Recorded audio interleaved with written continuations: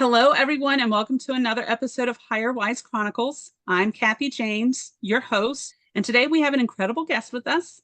Joining me is Diana Alt, a no-nonsense executive coach and career growth strategist with over 20 years of experience in corporate product development. Diana helps people build confidence, set boundaries, and create a vision for a fulfilling career and life. She believes work should feel good, not like a long, slow march towards oblivion. Diana is a Gallup certified strengths coach and a certified career coach from the Career Coach Institute. She assists individuals and organizations through her coaching, consulting, and training services, helping them align work with the life they want. In today's episode, we'll discuss key strategies with you for transitioning from solo entrepreneurship to becoming an employer. Welcome, Diana. I'm super excited to have you here. It's been a little bit of a ride getting here, but I appreciate your patience. It's a long time coming. You know that when you're willing to reschedule the podcast interview when things go crazy, you're excited about being on the podcast. So Oh, good. That's we both awesome. had some nutty stuff going on there for a little while. We did, And you but did we just got through it. with my intro. People, it's always interesting to hear how other people introduce you Oh, with the wow. title you give them. So 2 thumbs up. Great job. Awesome. Thank you. Well, before we get started, before we dive in, I'd like for you to share a little bit about your journey and what inspired you to become a career growth strategist. And then second part of that is what's the most rewarding part of that career adventure? I'm gonna answer the second part of the question first. That's So the fine. most rewarding thing about, having made the pivot and being in what I'm in right now, the business that I'm running, is that I get to help people not waste their lives. So many of us we just work. We get like I'm a good old fashioned Gen Xer. I was raised that if work was supposed to be fun, we wouldn't call it work, and like just didn't have necessarily a mindset growing up that Yeah. your career was something that should be fun, fulfilling, any of those things. And then to know that we only have so long on this earth, why would we spend time doing stuff that sucks? That pivot in mindset for me was really important. So, and it relates to my own story. So I sometimes say that I became a career coach because I don't know how to not coach people.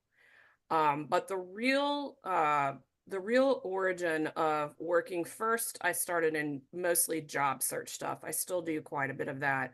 But I got out of college right like 18 to 24 months before the tech wreck in the early 2000s.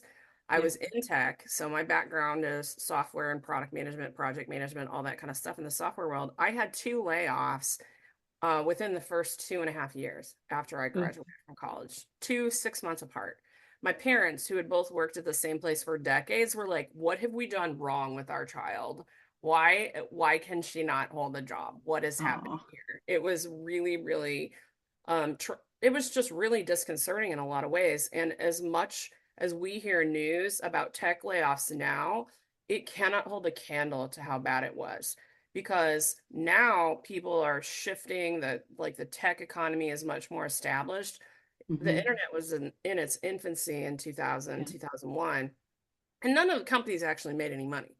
Like nobody Right. made money. Maybe Microsoft, the people selling devices. So I had to learn how to differentiate myself against people with 10 more years of experience that were willing to work for the same amount that I was. And I Hmm. wasn't going back. I'm like, I'm already at kind of entry level wages here. I'm not Yeah. stepping back even farther. So that's kind of how I got into job search. I figured it out for myself and did pretty well at recovering from layoffs compared to a lot of my peers. And then I was helping them. And I always became friends with the recruiters and things like that I was working with. Plus, I was really recruitment chair for my sorority in college. So, like getting people in and Okay. standing, that kind of thing was part of what I did, even back into college. And then a few years later, when we hit the Great Recession, at the time that hit, I was on the board of a business analyst organization that I helped found in Kansas City. And business analysts were getting laid off a lot during the Great Recession, during the Hmm. financial crash. Hmm. And so we were doing a lot of open houses and conversations and like job search support type things for people. And I realized then that what people wanted mattered. Like that's a thing that people forget whenever the job market feels weird. Yeah. And so I remember leading panels where I was helping people go, no, first you have to figure out what you want. And then you have to figure out how to talk about it so that you can differentiate yourself whenever you're looking for a job. And I got a lot of felt very rewarding to help people figure out the what do you want part because no one's ever asked them the question. Yeah. No one's ever said, how many people do you know that have been in the same thing for 20 years because their guidance counselor, their junior year of high school said, you're good at math, you should be an engineer, or you're good at music, you should be a music teacher, that kind of stuff. So kind of cracked open those questions. And then in 2009, my husband died. Oh, So, sorry to hear that. yeah. And we, at the time, he got cancer. It was a very short, like, battle with brain cancer. Um, and we both had crappy jobs right before he got sick, like, very Mm. stressful, very much overtime. And we weren't married that long. So, like, I resent every hour of Mm. overtime I worked for a company that was really toxic during that period. Yeah. And that's the point where I decided, like, no more of this. And so I Mhm. started helping people. It wasn't until a few years later that I really was formalizing coaching and taking money for it and that kind of stuff. But I was just helping people not have jobs that sucked because I did not want them to feel like, oh my gosh, the rug got pulled out from under me. Right. I've been putting all this effort into trying to make a job love me, a job that's never going to love me. And Right. then while my life falls apart. So that's kind of a long answer to your question, but No, I love it. There's a lot going on there. We're talking yeah. And about, what was so wild, there is a lot going on to it. And as I've evolved, I realized that um, really work is the same. Like people talk about, oh, you can be an entrepreneur, you can be like a tech startup person, you can be a full-time employee, you can be a consultant. Like there's all these different ways. But at the end of the day, a lot of that's just mechanics because no matter what you choose, you want it to be right for you. Mhm. So things started coalescing a few years ago, and I realized like the ethos here is work should feel good. The lane I work with the most right now is people that are corporate employees, but I work with people that are trying to leave that and be self-employed Right. and different other combinations because at the end of the day, our goal is to have a fulfilling work life. Our goal Yes, isn't to be the happiest W-2 employee, it's to be the happiest person. So, absolutely. Absolutely. And I think that the fact that you were tenacious enough and brave enough to go out there and chase after it, like many of those in the audience, is just another testament of how amazing our lives can be, right? So it it, can. And, I realized it's funny when you go look at your LinkedIn and you're like, wow, done that for over a decade. Because I'm the career coach that doesn't want people to talk about how many years that they've worked.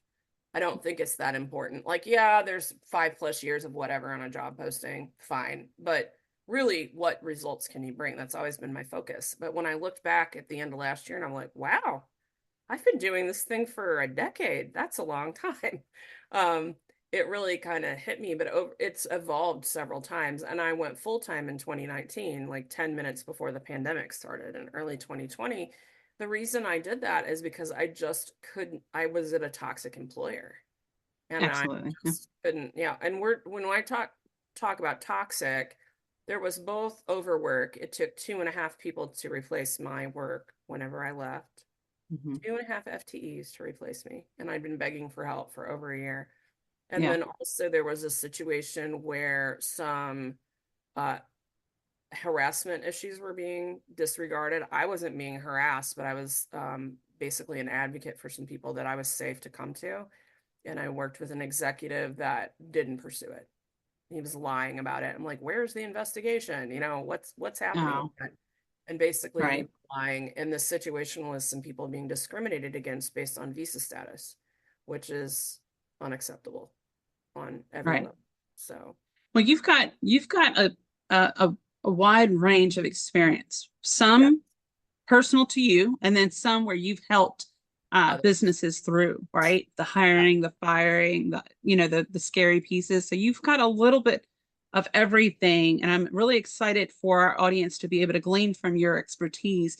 What I'd like to do is for us to start out with um, elaborating on the different options that our business owners are have and available to them when they're considering staffing up a team member, whether it's one team member or five. What are some of the factors business owners should consider when they're making that decision? So one of the top factors they should consider is there's so many ways to come at this, but I'm going to start with what do you need help with? I mean, Mm-hmm. what do you need? And which isn't always the thing that sucks the most. Sometimes the thing you need to let go of is the thing you are good at, but not great at. And Right. I've definitely gone through that. There's been times when I've thought, oh, I'm a pretty good copywriter, but I need to sell a little bit more work so that I can afford to hire a great copywriter for my next project. In Right. fact, those can actually be the things that you're good at, not sucky at, can actually be the hardest things to decide how to Yeah. delegate. But you have to fundamentally decide, like, what am I gonna delegate? Which is different for everyone. Many people will tell you, oh, well, you should always delegate to your bookkeeper first. Always hire the bookkeeper first. Or they'll say, always hire the executive assistant first to manage your email box and your calendar. Well, in my case, I actually did hire the bookkeeper first because for whatever reason, as good at math as I am, QuickBooks was a mystery. And I just decided I didn't want to learn it. But to this day, I manage my own calendar. I may give Sure. that up later this year Mm-hmm. because I'm trying to get into more media and podcasting and stuff, and that makes your inbox go wacky when you start leaning into that. But it's what do you need? So for me, the first thing I decided on was a bookkeeper, which I hired a service, I hired a one-woman show in order to Mm-hmm. do that. And then the second thing I needed help with was a website. And both of those things are things I could have done. I had competency for them. I came up in tech. I know how to build a WordPress site. I didn't want to do it. Right. So I ended up hiring a VA agency out of the Philippines in order to do my first website. Yeah. So that's one option. You could also hire an individual VA or an individual web designer, depending on what skills you need. So I have not yet hired a full timer. I haven't had any W-2 employees, and that's by design. Because the minute you start putting W-2 employees on your roster, you're liable and responsible for a lot of compliance things that most people don't think about. You have to start paying into unemployment insurance. If you're just the solo person, you don't have to pay into that because you're owning the company. But the minute you have an employee, even if it's your kid working 4 hours a week, you have to put them on unemployment insurance. And there's other compliance things, that Yeah. you have to deal with. Also, I made the decision that I wanted to hire for things where I didn't want to tell people how to do their work. And that's one of the key delineations between getting a contractor, which you could hire a service or just a person as a 1099 contractor. I'm assuming we're talking to a US audience. That's what I know. Mm-hmm. So, when you hire a contractor, you're limited in what you can tell them to do. Yeah. So, I traded off this thing of I don't want to deal with these compliance things for the power to tell people what they have to do, when they have to do it, where they have to do it. Right. Um, and for me, that's worked really well. I could see a day where I change that, but that's kind of the loose options. So individual virtual assistant agency, or other contractors like web designers, marketing help, any of those kinds of things that are services or 1099 contractors. And then you can do a W-2 employee, whether it's part-time or full-time. Those are the main things that I see. So, Absolutely. And um, in a previous podcast, we've actually started talking about those compliance and the legalities to hiring and or contracting, uh, yeah, all of the things. So I think that it's good that you're re-emphasizing those yeah. areas. It's really important. Like one of the decisions the thing I didn't mention is I did hire for about a year and a half or 2 years. I had some people call it a project manager, ops manager, integrator, like Girl Friday, whatever you want to call them. But I had someone in my business that was helping me with operations setup. So was helping me create SOPs that my Mhm. offshore VA agency could use because I expanded the Yep. scope beyond web design. I can talk about that in a minute.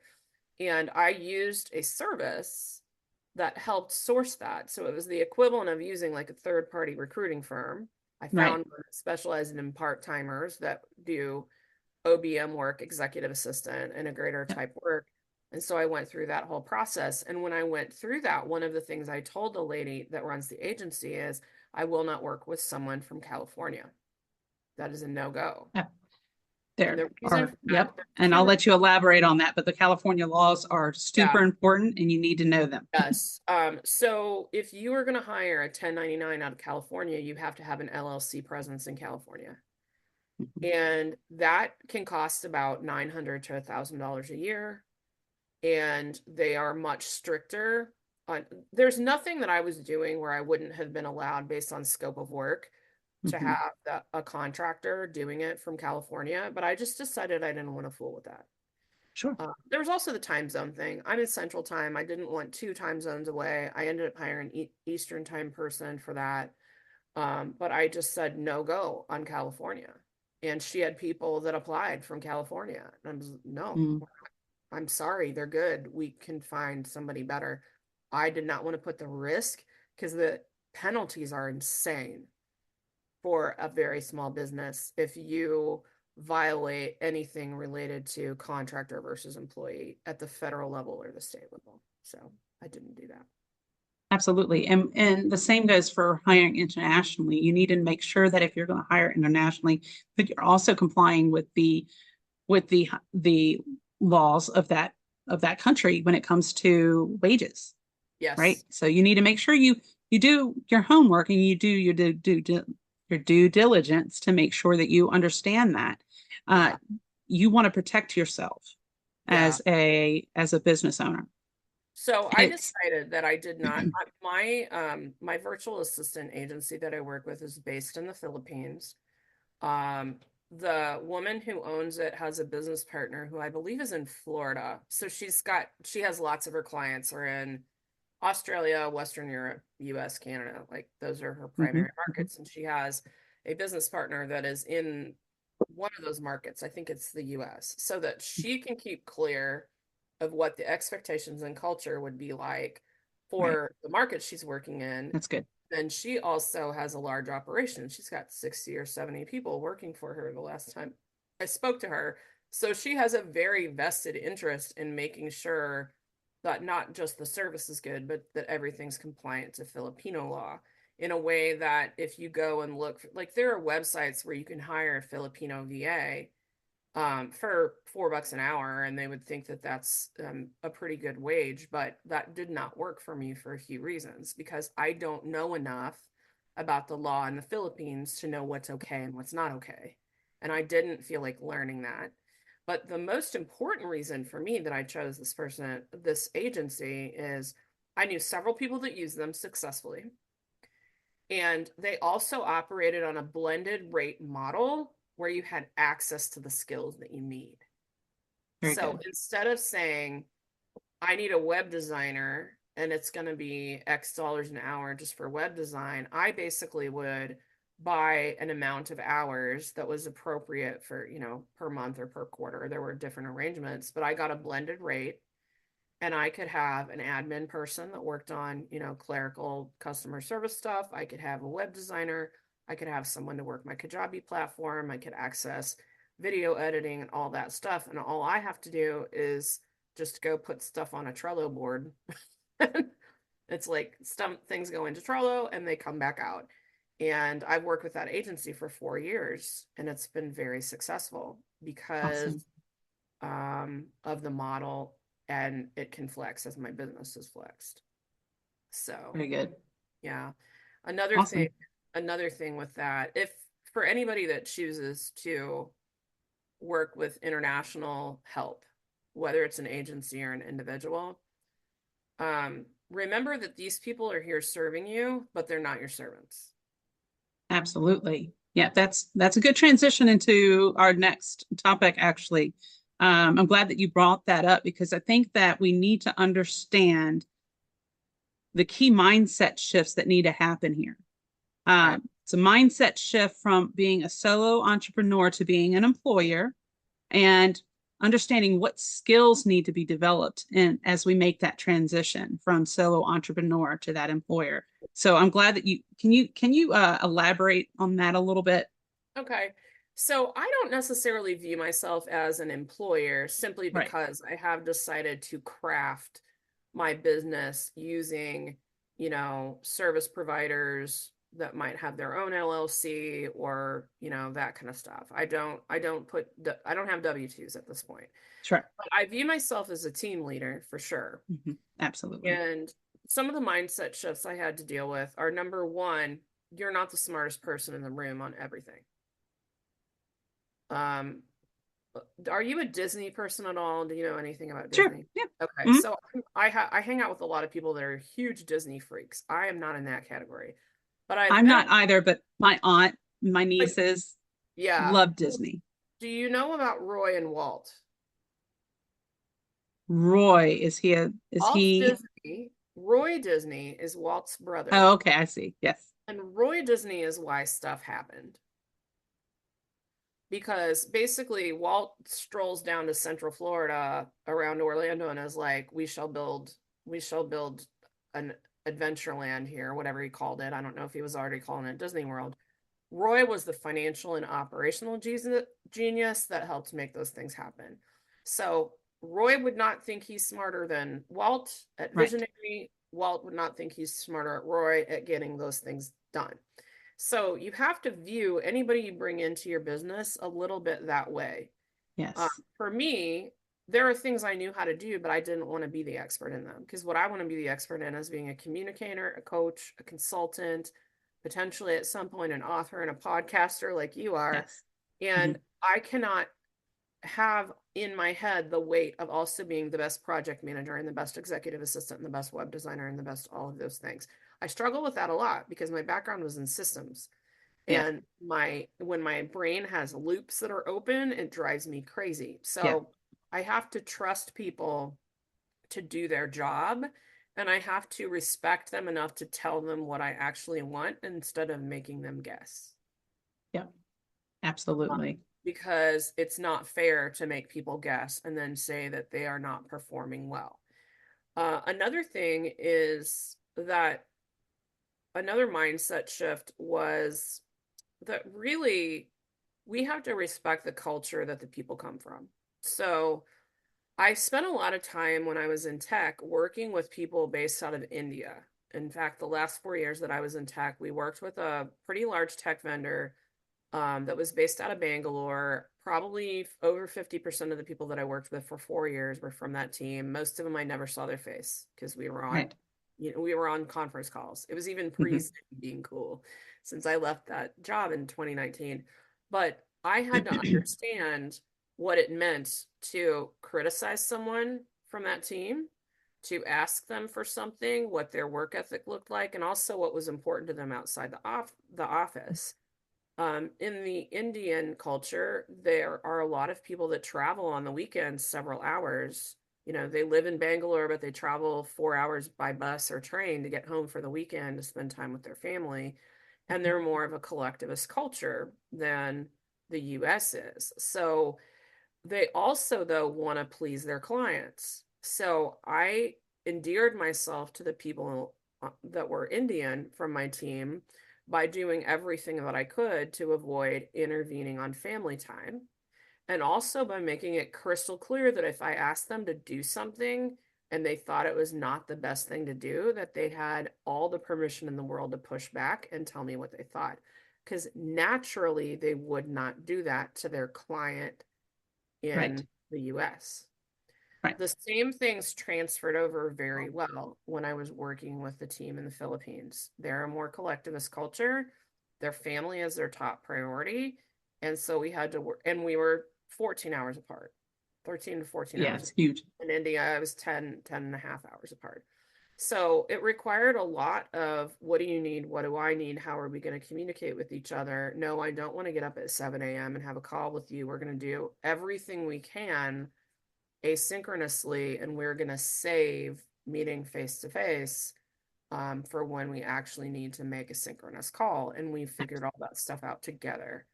So with that team, I regularly reinforce them as the experts at certain things because they are like Absolutely. Absolutely. I've chosen not to Yes. be the expert in that.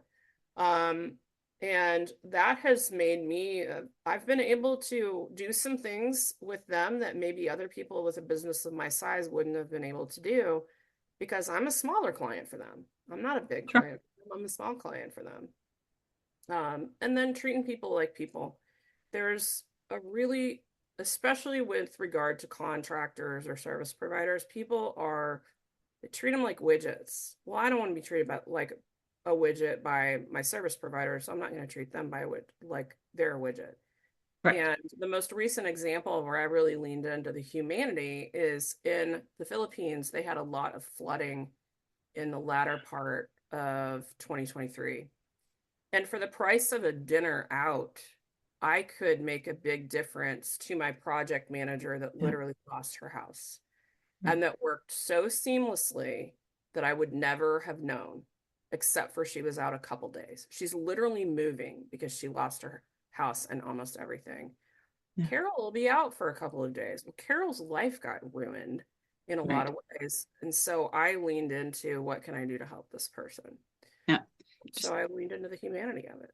extending empathy, right, goes Right, a long ways. right, right. And showing your humanity is okay, It's you know, also and not the same as being a it's pushover. accepted and appreciated. Well, it's also like I know you've worked in HR. Like you Hmm. know that people confuse showing empathy with being a pushover, Absolutely. and they are not the same. No, So no. the fact that I choose to do that with anybody I work with, whether they are in the next street over, they're a block away or on the other side of the planet, it actually makes it easier for me to hold them accountable if something goes wrong Yep. because they don't feel like, ugh, she's a jerk. Like, why? I'm not going to stay late to fix the thing that I screwed up. Right. That can wait till Monday when sometimes it can and sometimes it can't. Right. So you're putting deposits in the bank account whenever you need to say, I gotta hold your feet to the fire. Um, Absolutely. so those Because are they respect it more. They're right. like, okay, she doesn't do this often. She's gonna be a little bit, it's kind of tough love kind of thing. Yeah. Yeah. Let's So, get it done and move on. are you a Brene Brown fan, Kathy? Yeah. Okay. So one of the things that she often says is clear is kind, Yes. unclear is unkind. Absolutely. And one of the top ways people screw this up, whether they're at a Fortune 500 company being a manager or whether they're in their own business, is that they are not clear enough. They're not as clear as they think they're going to be or that they intend to be. And then they get frustrated when people need to ask questions about things because they're Yep. too busy for that.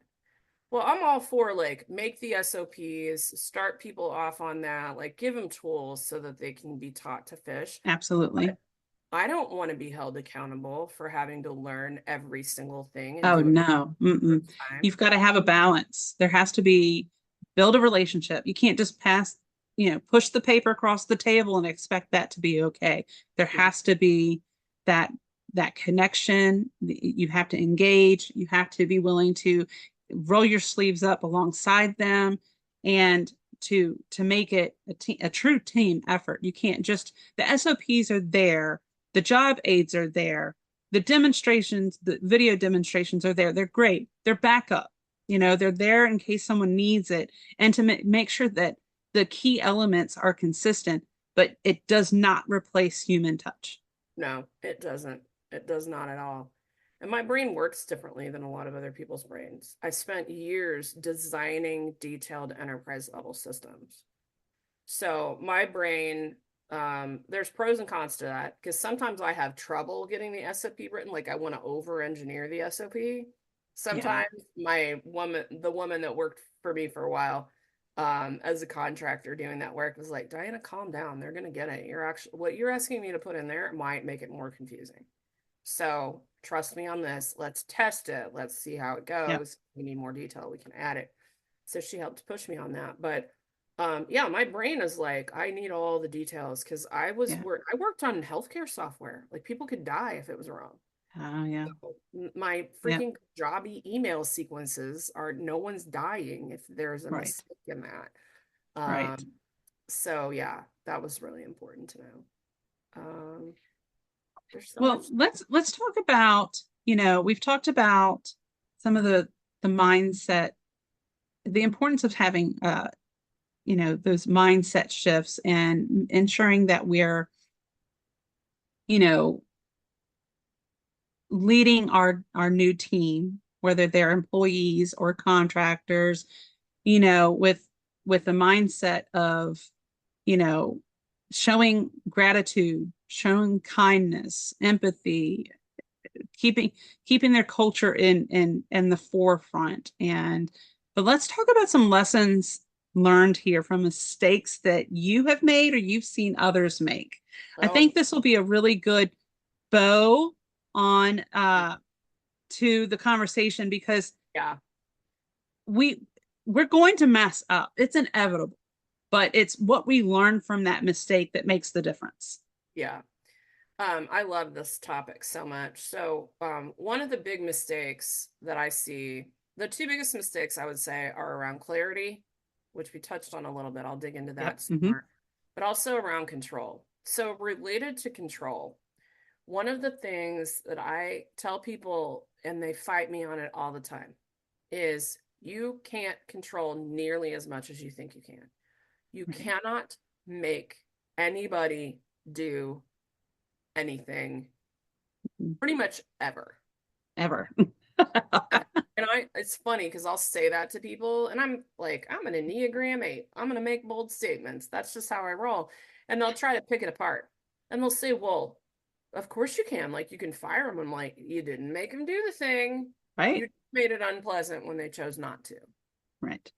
And then they'll say, well, what about one person said to me when I was talking about this?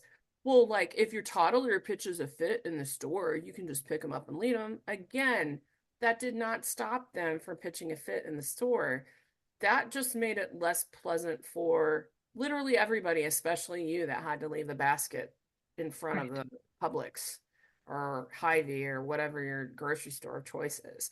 You Yeah. can't you can't make anybody do anything. The only person that you can make do something is yourself, and it's only in your head. You can't even make your body do things.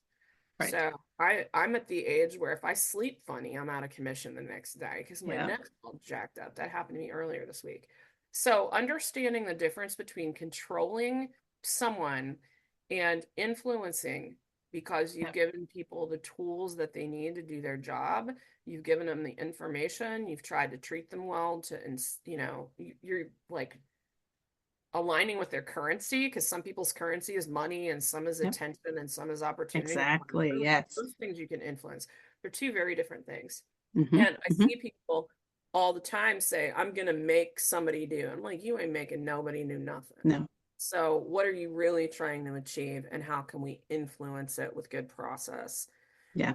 Regarding clarity, most of the clarity mistakes that I see either are a result of trying to avoid conflict. I was going to say that you were reading my mind because I I'm know we're I'm huge besties on this now. avoidance, Yes. that So, you're not communicating because you're worried about the outcome. yes. Um, yeah. So people will not, they won't deal with conflict because they think that if they ignore things, they'll go away.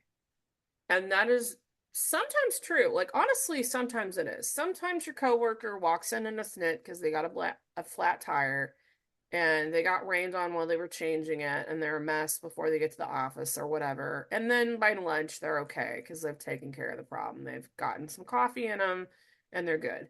But things that are interpersonal conflict within the team, or whether that's true differences of opinion about how to do the work, or whether it's just one person rubs the other person the wrong way, or somebody's cooking fish in the microwave, whatever those things are, it does not get better if it is not handled directly. Never gets better. And so people, by and large, suck at feedback, which means they suck at managing conflict, and it all just becomes really a disaster. I have a business coaching client that I've worked with, and I've helped this person hire a couple people. But one of Mm-hmm. the most difficult things I mentored him through was firing his longest term employee. Um, And it was a small team. The person is a wealth manager. He had an operations team. And he had, in the business, his business had grown a lot, and he had big vision for the next, 5 years or so. And basically, it was going from a mode where at the very beginning, when he hired the first employee, he needed a generalist. And for a while, he needed a couple of generalists. And then his business had pivoted to where he needed specialists, and where the results mattered more than the tenure. Because when you're a small business that has a generalist on your staff, loyalty and a willingness to figure it out are some of the highest quality attributes of a person. But when you get to the point where you need specialists, right. you have to have people that can interact together in a different way, and they have to be willing to give up things that they used to do to the specialist in that, and all kinds of stuff. And basically, my client was miserable with this person on the team, and they were pretty clear that they weren't interested in going down into the specialty that they were qualified for. They thought they should be a manager now that the team has grown, like all these different things. It took him over a year to finally say, we're done here. And he tried a lot of things, but he never, until towards the end, he never had the conversation that's like, look, this is where the business is going, and it doesn't seem like that's what you want. Is that true? And ultimately, it turned out she didn't want that. He gave her an opportunity for like a very generous severance. He said, you can either do this new job that we've defined, or here is the severance package you can have. This offer is open for 2 weeks, so you can think about it for 2 weeks. And after that, it's gone. And if you come back to me and say, in 30 days, I don't want that job, you're just giving notice and leaving. And he was explicitly clear about that. That's So very generous, because it was, most companies wouldn't give that. 17 years, she got 5 months of severance. It was really, and one of the reasons is he felt bad. He didn't want to leave someone out of work. So we designed what felt like an ethical severance too. Like in the middle of all of this, we were defining what felt good to him. We weren't going with some calculator that somebody on the internet said that a business of his size should give this much severance. He went with what felt good, and like he was treating that employee well, because he didn't hate her. She was not on the right bus anymore. Right. So, but it took over a year, and it was a drag on productivity in the team and a drag on morale in the team. And his wife actually wasn't in the business day to day, but she number one has to listen to it at home. And then also she managed all of the accounting and books and payroll. So she's got to write a paycheck for this person every 2 weeks, while she knows that this is not the right person and her husband is hesitating to take the right action. Like, that's very personal. Yes. And it's very it weighs, and it impacts you in more than one way. It impacts your work ethic, your home life, your mental health, your physical health, all of the things. So avoiding those conversations it's not doing you any justice, or the individual that you have to talk to. And my client had all the angst. And then, whenever this is going on, the employee in question, they know something's not right. I'm sure it doesn't feel right. So and they're feeling it, and they're fearful. Am I going to lose my job?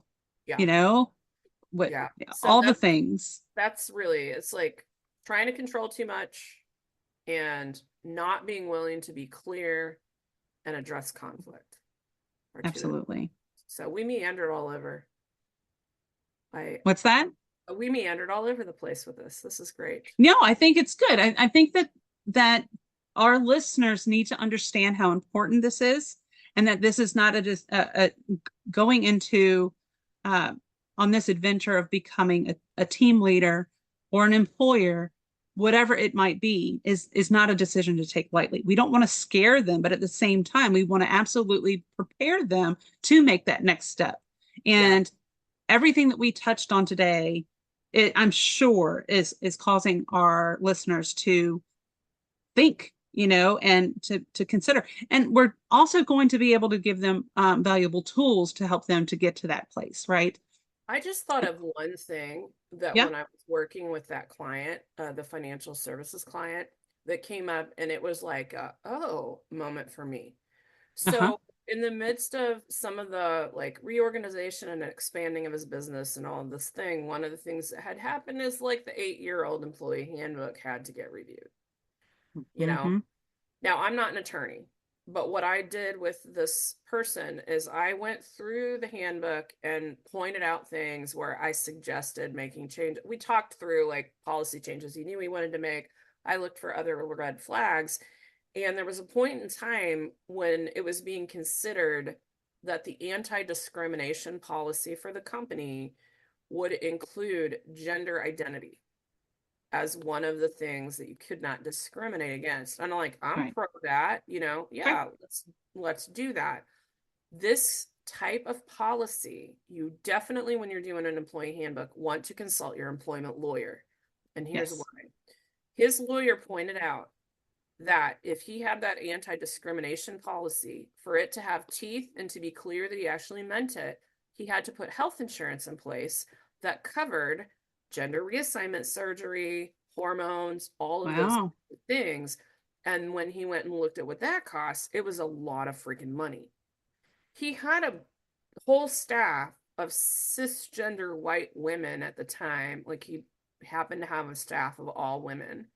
None of this was actually needed. The state law did not require that to be in the Right. company's policies. So basically, he kept everything in that you'd want to keep in, except for gender identity, so that he could actually have everything else in his business line up to his anti-discrimination policy. So if someone is making a policy, make sure that you understand what it means to make that policy. Absolutely. Absolutely. Yeah. You want to make sure that one, you just can't just type something up and then think Right. that that's going to hold water, Right. right? You need to understand what's behind it Right. and what are the legalities if that policy is broken, Yes. so you have to do your due diligence to consult the right individuals, hence why I have Diana here, hence why I have uh, business legal attorneys on, hence why we've got accountants coming on. The combination of the expertise that are going to be on this podcast hopefully will give you a well-rounded view of what you need to do, and will also provide you with uh, tried and true resources that would be available to you. Like if someone were to come to me and ask me for a particular resource, I could easily go and say, I know this person, I trust their work ethic, and here's my recommendation. And that's what I'm building here as well. So it's not just offering the podcast and then go. I want to build these resources so that my audience can have them at their fingertips and know that they can trust the resources, the names, and the faces behind them. So Yeah. Well, I think it's really great what you're doing. I think it's one of the most overlooked. It feels like 90% of the podcasts or other resources for solopreneurs are about marketing and sales. Because of course we've got to market and sale. We want to eat sure. our customers. But you can end up in not necessarily not jail, but you can end up being financially destroyed. Because when you think about your LLCs and the insurance that goes along with that, one of the caveats is that if you do things that are illegal, your insurance might not cover you. So all this stuff that you went and put in place with your attorney, if you really just mess up in terms of breaking the law, it might Whether not, you know it or not. whether you know it or not, it might not fully protect you. Yeah, So, because the law is not going to say, "Oh, you didn't know." Because I've been one of the what I've been saying recently here recently has been what you don't know absolutely can harm your oh, for business. sure. Absolutely. And this is why we're here today, is to prevent that from happening. What do you think is the worst? Like, what is the worst mistake you've seen solopreneurs make when they start to hire, whether it's contractor or employee? It's that knee-jerk impact effect. They see something and someone else is doing it, so they automatically feel like they need to do it.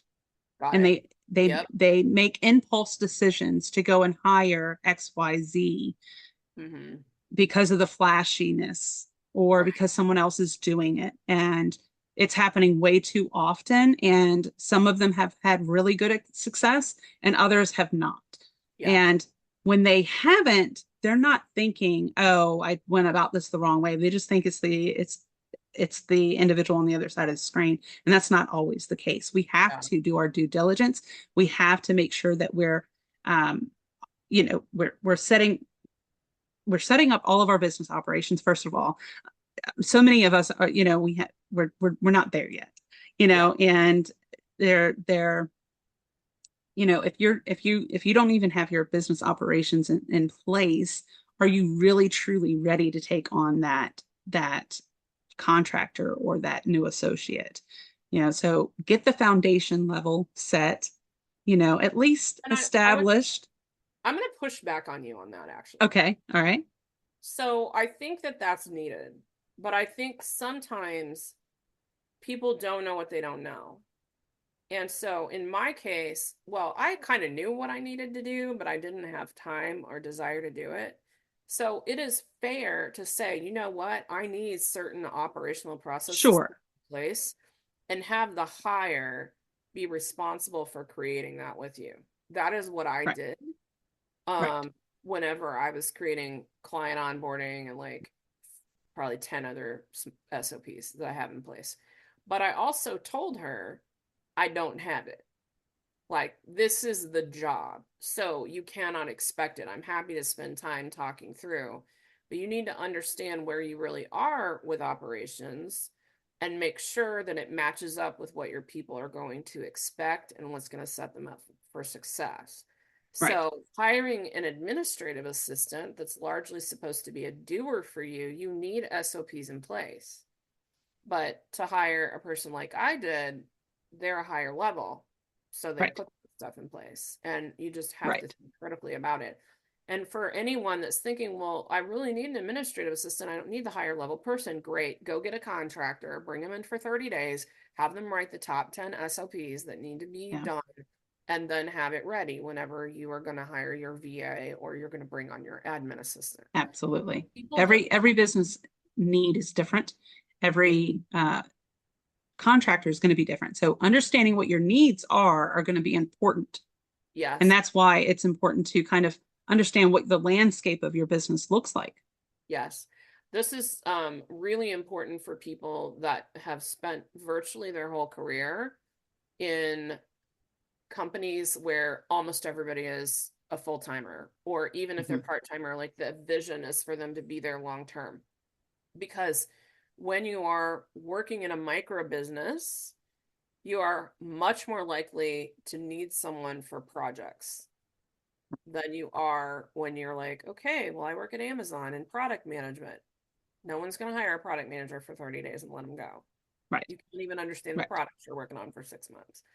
So, anyway, what's your Absolutely. favorite tech tool to My help? favorite TED Your tool, favorite tech tool to help? tech tool. Tech tool. So I've got so many that I've used recently, but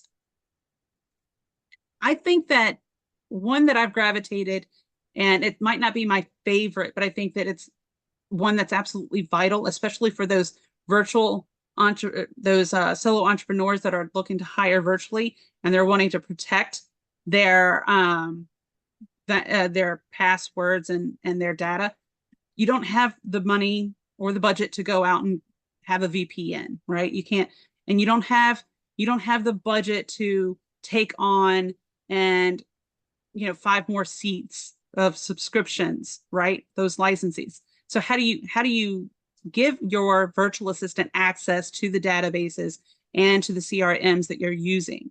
And so I've gravitated to LastPass. It's Hey, a super easy way for you to share your access without giving away the passwords. And it's that is super easy once you get it set up. Now, it's not as easy for the normal everyday individual to get it set up. takes a minute. So if you need help, I actually sat down being the techie and the trainer and documented those processes so that to make it a little bit easier for those that my clients that are onboarding to that system. But it's super important. You have to protect yourself. So it might not be flashy and fun, but it's absolutely necessary. Yeah, for sure. I love that one. And my other favorite, hands down, use it every day, Loom. Yes. Yes. I don't know how I functioned without that tool. Uh, How did I do 20 years of a career without that tool? I don't And for know. those not familiar with Loom, if you're listening and you're not familiar with Loom, it is a very good screen recording tool. There's a Chrome extension for it, Yeah. and I'm a Chrome. Yeah. I use the Mac, but I'm a Chrome kind of girl. Yeah. And there's a Chrome extension for it. You hit a button, and you basically tell it what screen or program or window do you want to record, and you can choose whether to put your face in there or not. Yeah. A picture of yourself, your actual live face, or no picture.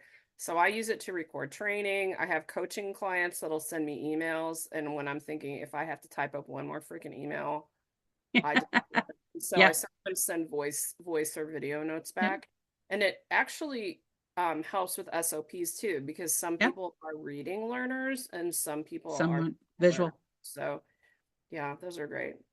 Wow. Yeah, absolutely. Cool. I've gotten and then of course I've gotten to where I've used other pieces of tech that are not necessarily towards the hiring, but utilizing uh, Powtoons and different things like that. I'm a creative, so I love trying to get into those and to create those short videos that are a little bit, they're not dry, right? You can easily put together some sort of communication and utilize that for your onboarding process or to switch up Yeah. your training. And there's so many different tools out there that could really enhance that and just make it a little bit more fun, because SOPs are dry. They're not sexy topics, but they're Yeah, necessary topics. they are. And when you realize that there's some SOPs that people only touch once or twice a year because of the process, it's kind of nice to have something that is multimodal. So Absolutely. And that's where I have found that Powtoons and little animated communications like that really come in handy, just to kind of really get that communication out there really quickly and move on. So this has been fun, and I'm super excited about where this new relationship is going to grow and how it's going to develop. And before we say our goodbyes, I want to give you an opportunity to share any other final words with the audience before we say our goodbyes. so I get asked a couple of questions I get asked a lot are, what is the hardest thing when you're working with coaching clients? And usually I get asked this about the people that are job search coaching clients. I'm Sure. a bit more visible on social media about that, but the answer is the same for literally every client I've ever coached. The answer is my hardest task is to get people to admit that they want what they want. So we get caught up in shoulds a lot. And yes, we should Sure. follow the law. Like, please don't discriminate illegally. Please don't be, mean, rude, unnecessarily unkind to people. But if you're like me and you're like, I don't want W-2s right now. I don't want that headache. Don't let someone tell you that you're not a real business if you don't have people being an employee. Sure. That's the narrative that happens, particularly with local businesses. that Mhm. it's not a real business if they It aren't an absolutely is. employee. Um, who cares? Like, they're Right. not paying the bill. Yeah, So admit that you want what you want, because it matters. So that's my thing. absolutely. Very good. That's awesome. Great way to end that because it's so important uh, to understand what we want in order to your point, we want to have fun with what we're doing, right? And if we're doing something just because someone else has said that that's what we need to do, and not Yeah, because of that's what we want to do or enjoy doing, yeah, then it becomes a task and a chore, and yeah. we don't want those marching orders. No choice for me. I don't like No that. chores, no chores. Um, all right. Well, thank you for joining me, and thank you to the audience for joining us for another episode of Hire Wise Chronicles. If you enjoyed this episode, please like, subscribe, rate, share, leave a review. Stay tuned for the next episode. And until next time, I'm Kathy James, and this has been Hire Wise Chronicles. Take care.